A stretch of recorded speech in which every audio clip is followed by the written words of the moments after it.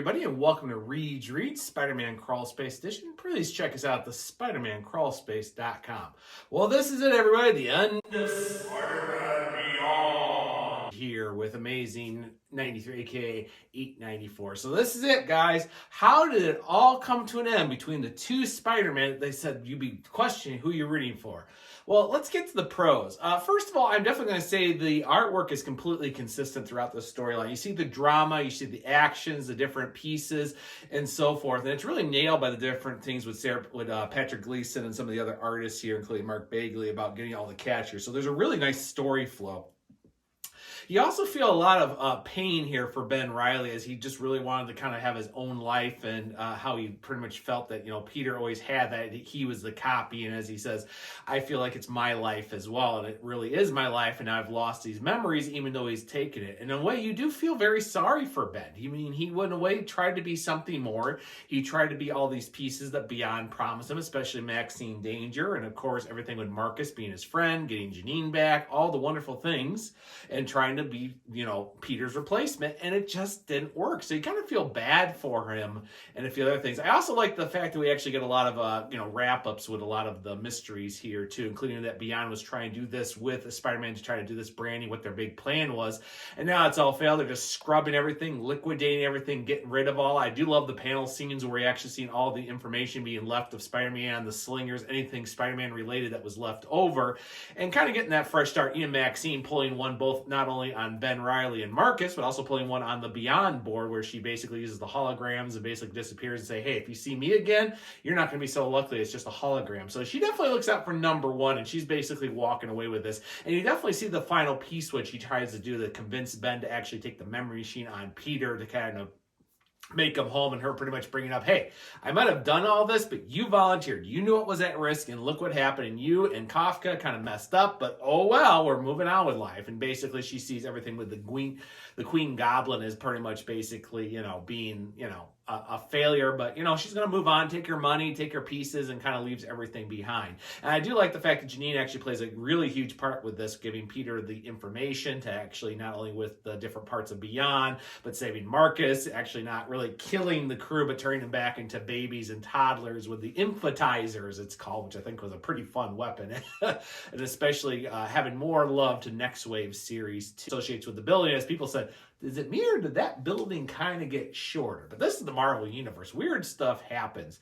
I also kind of like the end that Peter, after seeing all this and is ready to take back as Spider-Man, actually feels that it's time for him to move back in his life when he asks, Mary Jane to move back with him and move on this. But that's where we just go right into the cons. First of all I'm sorry, I didn't root for Ben very much. I understood where his story was, but I was actually very happy that Peter actually won the day, beat Ben, even though he didn't want anything bad to happen to Ben, and end up defeating him and destroying the machine. But unfortunately, it doesn't really work there. You kind of just waiting for Peter to kind of mop the floor with Ben and kind of like expect him to go out of the way and hoping maybe he sees reason, but he decides, as they say, go down with the ship. I also like the fact that despite all this too, that Beyond basically says, hey, we tried, didn't work, moving on. Like like the classic corporate is evil supervillains, and they're worse than supervillains. They're doing it for the money and all the pieces. And the fact that Maxine, of course, walks away with no harm, no foul, and of course Beyond's kind of like, oh well, we're moving on. It kind of makes the storyline feel like after all this done, remember guys, even though technically Peter wins the day and everything, you know what? Everybody else is kind of just going to walk off in the sunset, rich, powerful like the real world, and we're just going to luck with Ben moving on. And speaking of Ben's final fate, him actually missing the memories, even though Janine's trying to be supportive and he's using the technology, the ending with him as Chasm kind of is, it feels like this is, what happened with the, Kane Parker storyline when he decided to become, the Scarlet Spider, the whole, all the power, but none of the responsibility. Here it's, Ben without all those memories, out feeling the pieces, and he basically feels as a chasm in his life. So henceforth, he's just going to do what he does as a vigilante anti-hero now, or something like that. When this is all said, I feel like the last 10 months since this has been going on really kind of was a nice little storyline they kind of did, but it felt more of a love letter to the Next Wave series and the Beyond Corporation, everything Zeb Wells and all the creative teams try to do. While it was an interesting take to try to get Ben Reilly into more status as, Spider-Man, and the fact there are a lot of fans, me included, about this. When it's all said and done, I'm very happy this series is over. I'm not pretty happy where Ben is left as Chasm, even with Janine in the corner, and the cliffhanger, of course, course, where Peter and Mary Jane are about to, move back in. All of a sudden, there's the great light that, is going to interrupt it. But to be continued in our new Amazing Spider-Man #1 on sale next month, guys. Ready for our new creative teams? I hope you are. I'm going to give this kind of a B-.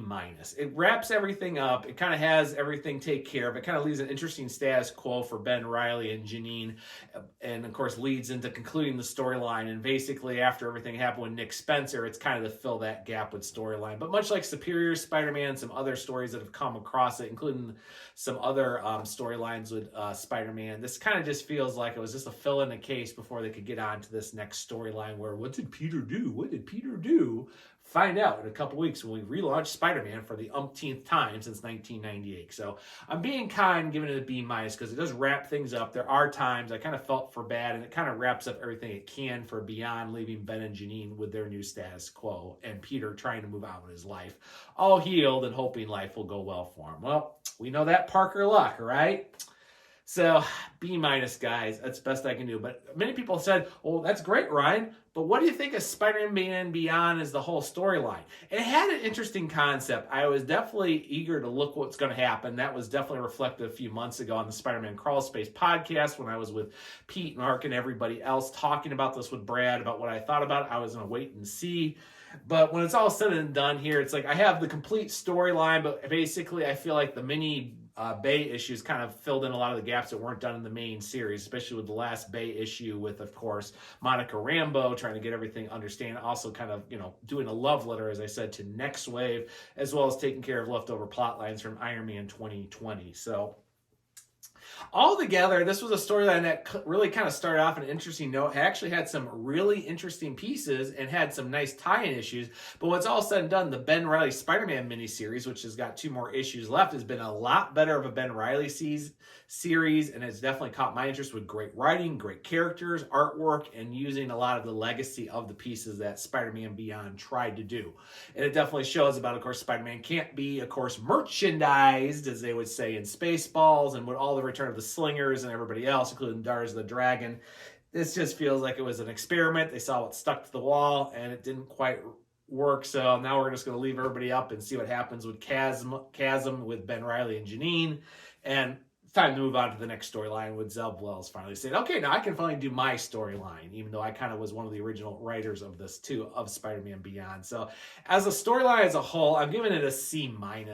It had a lot of great moments, and there were a lot of issues I gave A's to, but when it was all said and done, this was a kind of like an experiment. They tried to make it work as a corporate Spider-Man with Ben Reilly in the position, and by the time it's all said and done, it didn't really work very well. So the final issue of Spider-Man Beyond is going to give me my B- grade. Overall thought process, I'm kind of in the C- grade, and I'll put more of my thoughts out in upcoming podcasts and vidcasts on the Spider-Man story. Was there a lot I liked about it? Oh, you bet I did. I've said it in a lot of my reviews. I had a lot of A issues too, but when it's all said and done, this is kind of a storyline we all kind of want to move beyond and pass. Get the pun there. So guys, that's all I have to say for the very final issue of Spider-Man Beyond, and moving on here. So that means, oh wow, I'm only into 2 issues a month again. Whoa, my bank account's gonna love me, even though we'll still have other tie-ins and so forth. But you know what, guys, it's been a great time, and I want to also thank my fellow reviewers, from Peter to Mark to Alfred to Muhammad to everybody who's had to read this storyline and all the reviews we've done. You guys have been amazing, and no pun intended there. And thank you for the support you've given me, as well as my own critiques that helped me along the way as we got through this entire storyline. So guys, thank you so much. And if you haven't read your reviews, guys, go read them right now, because I think they'll go into more detail than what I did in my video on my wonderful green screen. Because you know what, guys? This is actually it for the old ones. We're moving on with new #1, new creative team, and new background.